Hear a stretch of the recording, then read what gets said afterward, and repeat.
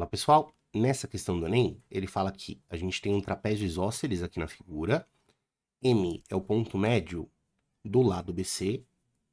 Então, divide aqui em dois pedacinhos iguais, né? E os pontos P e Q vão ser obtidos quando você pegar o lado AD e dividir em 3 partes iguais. Então, isso é igual àquilo, que é igual a isso também. E aí ele fala, pelos pontos B, M, C, P e Q são traçados segmentos de reta, dividindo o trapézio em 5 triângulos aqui internos ao trapézio. E pergunta qual é a razão, né, entre os segmentos BC e AD que faz com que esses 5 triângulos tenham áreas iguais. Perceba, se é um trapézio, eu sei que BC e AD são paralelos. Né? O trapézio tem 2 lados paralelos e claramente para essa figura os lados paralelos são BC e AD. Correto? Se eles são paralelos, né, todos esses triângulos começam em uma das bases e terminam na outra. Como essas retas são paralelas, certo? A distância entre elas é fixa. Duas retas paralelas ficam sempre a mesma distância uma da outra. Elas não se aproximam e elas não se afastam. Isso significa que a altura de todos esses triângulos é igual. Porque não importa em que ponto das paralelas eu meça a distância vai ser sempre a mesma.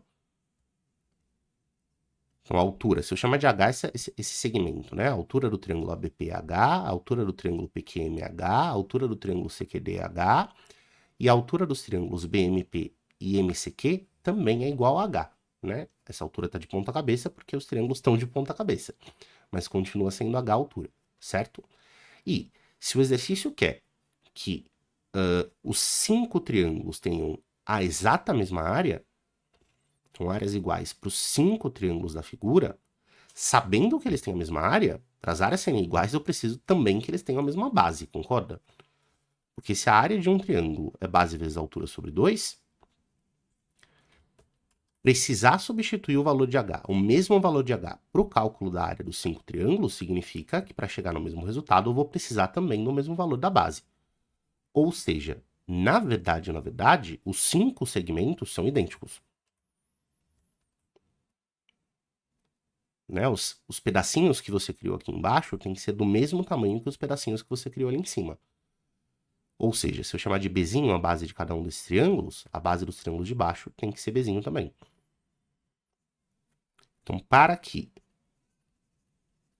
os triângulos tenham a mesma área,